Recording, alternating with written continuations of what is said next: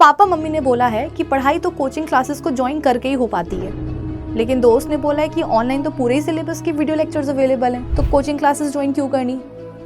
ऐसी कंफ्यूजन आप सबको भी होती है ना, कि पढ़ाई तो हमें करनी है, शुरुआत तो हमें करनी है, लेकिन कहाँ से करें, ऑनलाइन क्लासेस से या फिर ऑफलाइन क्लासेस से।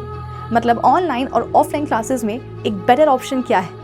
तो आ जाओ, इस प्रॉब्लम को हम करते हैं सॉल्व आज के इस वीडियो में। तो बच्चों, इससे पहले कि इस वीडियो में हम आगे बढ़े, मैं आप सभी बच्चों को देना चाहती हूँ एक बहुत ही इंपॉर्टेंट इन्फॉर्मेशन ये है कि हम सभी आ रहे हैं इंडिया के बिगेस्ट एजुकेशन कार्निवल में, उद्भव में, जहां पर आपको मिलेंगे ढेर सारे सरप्राइजेस, बिग गिव अवेज और होगी धमाकेदार मस्ती भी। और सबसे ज़रूरी बात, उस इवेंट में मैं भी आने वाली हूँ। ये इवेंट होगा दिल्ली में 29 मार्च को। तो अगर तुम भी इस इवेंट का हिस्सा बनना चाहते हो तो इस वीडियो के डिस्क्रिप्शन बॉक्स में जाना होगा। वहां पर आपको मिलेगा एक गूगल फॉर्म, उसे आपको फटाफट से कर देना होगा फिल। और फॉर्म को फिल करते करते आप सभी को मेरे साथ रेडी हो जाना होगा एक धमाकेदार शानदार पारी के लिए, यानी कि फुल ऑन एजुकेशन के साथ ढेर सारी मस्ती का कॉम्बिनेशन भी। So are you guys ready?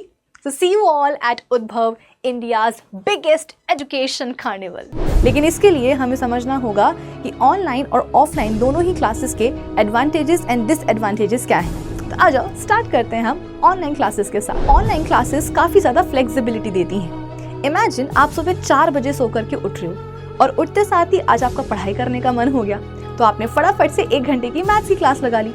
रात में 2 बजे सो रहे हो, लेकिन सोने से पहले लगा कि चलो थोड़ी सी और पढ़ाई कर लेते हैं, तो आपने फटाफट से 1 घंटे की साइंस की क्लास लगा ली। इतनी फ्लेक्सिबिलिटी आपको ऑफलाइन क्लासेस में कहाँ ही मिल पाती।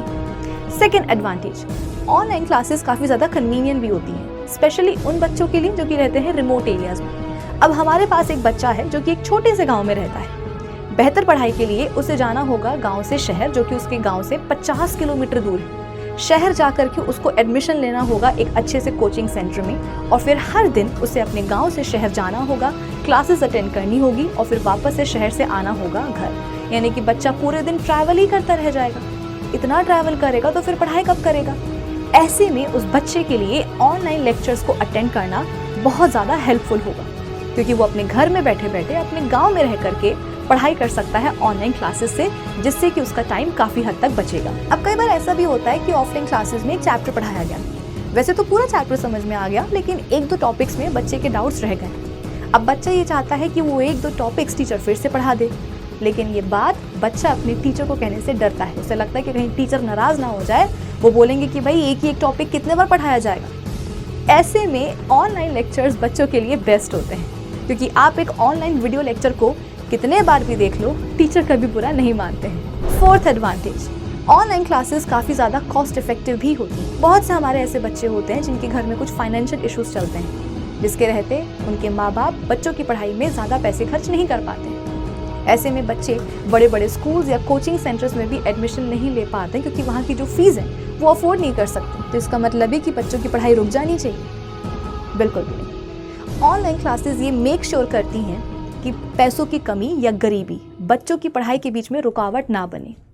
इसीलिए तो ऑनलाइन बहुत सारे ऐसे वीडियो लेक्चर्स बच्चों के लिए अवेलेबल होते हैं जो कि वो फ्री में एक्सेस कर सकते हैं। यानी कि उन वीडियो लेक्चर्स को देखने के लिए बच्चों को एक भी पैसे खर्च करने की ज़रूरत नहीं होती है। और हमारे सामने ऐसे एग्जाम्पल्स भी तो आए हैं जहाँ पर एक ऑटो रिक्शा ड्राइवर या एक सब्जी बेचने वाले के बच्चे ने ऑनलाइन पढ़ाई करके यूपीएससी जैसे तक एग्जाम्स को क्रैक कर लिया है। अब ये तो हो गए कुछ पर्क्स ऑफ ऑनलाइन क्लासेस। अब इसके कुछ डिसएडवांटेजेस भी हैं। सबसे बड़ा डिसएडवांटेज है डिस्ट्रैक्शन। बच्चा अपना फ़ोन लेकर के बैठता है कि 1 घंटे का वो एक ऑनलाइन लेक्चर अटेंड करेगा, लेकिन क्लास को स्टार्ट होने में होते हैं 5 मिनट। तो बच्चे के दिमाग में थॉट आता है कि चलो इन 5 मिनट में हम थोड़ा सा फेसबुक चला लेते हैं या व्हाट्सएप चला लेते हैं, या कुछ नहीं तो इंस्टाग्राम पे 2-3 रील्स देख ही लेते हैं। अब डिसाइडेड ये था कि रील्स देखनी है सिर्फ और सिर्फ 5 मिनट के लिए, जब तक कि क्लास स्टार्ट नहीं हो जाती। लेकिन रील्स देखते देखते निकल गया आधा घंटा। मतलब बच्चा आया था पढ़ाई करने के लिए, लेकिन आधे घंटे तक वो रील्स देखने में ही लगा रहा। तो ऐसे में बच्चों का हो जाता है टाइम वेस्ट, यानी कि यहाँ पर हुआ डिस्ट्रैक्शन और वहाँ हुआ time waste. Second major disadvantage है सेल्फ डिसिप्लिन की कमी। देखो, जब आप एक ऑफलाइन कोचिंग सेंटर ज्वाइन करते हो ना, तो आपको एक टाइम टेबल मिलता है, एक शेड्यूल मिलता है जिसको आपको फॉलो करना होता है कि जिस दिन जो भी क्लास होगी वो आपने अटेंड करनी होगी, कंपलसरी होगा अटेंड करना।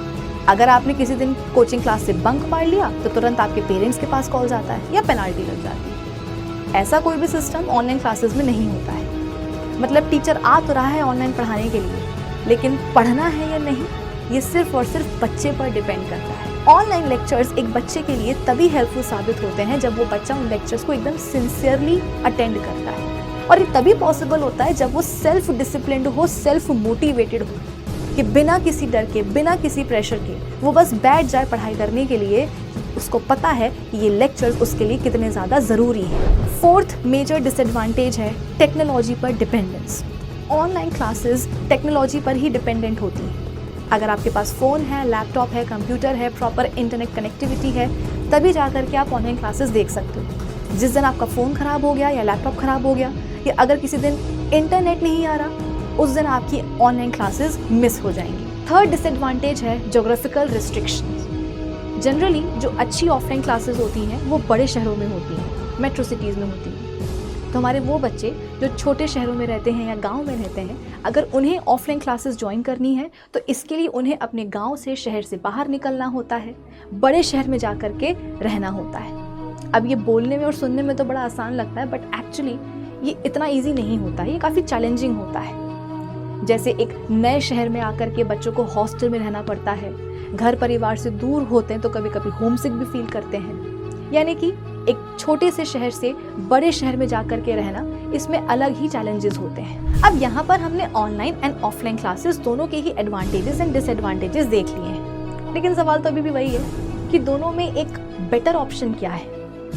वेल, बेटर ऑप्शन डिपेंड करता है आप बच्चों के ही ऊपर, आपकी रिक्वायरमेंट्स के ऊपर, कि आपकी ज़रूरतें क्या हैं। जैसे हमारे पास एक ऐसा बच्चा है जो पढ़ाई में अच्छा है, पढ़ाई करने में मन भी लगाता है, लेकिन उसकी सबसे बड़ी प्रॉब्लम ये है कि उसके अंदर सेल्फ डिसिप्लिन की बहुत ज़्यादा कमी है। मतलब कि जब तक उस बच्चे को फोर्सफुली बैठ करके अपने आगे ना पढ़ाया जाए, वो पढ़ाई करने के लिए रेडी नहीं होता। तो उस बच्चे के लिए ऑफलाइन क्लासेस को ज्वाइन करना एक अच्छा ऑप्शन रहेगा। हमारे पास एक ऐसा बच्चा है जो फाइनेंशियली उतना स्टेबल नहीं है, कोचिंग क्लासेस की जो फ़ी है वो अफोर्ड नहीं कर सकता, तो उस बच्चे के लिए ऑनलाइन क्लासेस को ज्वाइन करना एक बढ़िया ऑप्शन रहेगा, क्योंकि ऑनलाइन उस बच्चे के लिए बहुत सारे वीडियो लेक्चर्स फ्री में अवेलेबल होंगे। हमारे पास एक ऐसा भी बच्चा है जो एक छोटे से शहर में रहता है, लेकिन फिलहाल पढ़ाई के लिए बड़े शहर नहीं जाना चाहता, तो उस बच्चे के लिए भी ऑनलाइन क्लासेस को चूज़ करना एक अच्छा ऑप्शन रहेगा। देखो, ये एक फैक्ट कि ऑनलाइन क्लासेस हो या ऑफलाइन क्लासेस हो,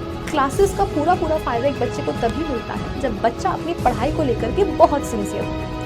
देखो बेटा, पढ़ाई आपको करनी है। अगर आप अच्छी पढ़ाई करोगे तो आपका भविष्य अच्छा बनेगा, यानी कि कहीं ना कहीं आप ही अपनी पढ़ाई के लिए रिस्पॉन्सिबल हो। तो जिस दिन आप सभी बच्चे अपनी पढ़ाई की रिस्पॉन्सिबिलिटी खुद उठाने लग जाओगे ना, आपके लिए चीज़ें बहुत आसान हो जाएंगी। तो कंक्लूजन ये निकलता है कि ऑनलाइन या ऑफलाइन क्लासेस में से जब आप किसी एक ऑप्शन को चूज़ करोगे तो चूज़ करते टाइम आपको अपने दिमाग में ये पॉइंट याद रखना होगा कि आपकी ज़रूरतें क्या हैं, आपकी रिक्वायरमेंट्स क्या हैं, क्योंकि रिक्वायरमेंट्स के हिसाब से अगर आप ऑप्शन चूज़ करोगे तब जा करके ही वो ऑप्शन आपके लिए फ़ायदेमंद होगा।